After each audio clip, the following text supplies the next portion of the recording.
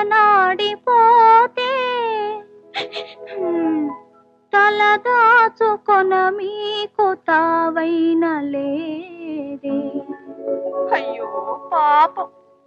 ప్రియమైన మా ఇల్లు విడనాడిపోతే తలదాచుకొన మీకు తావైన లేదే.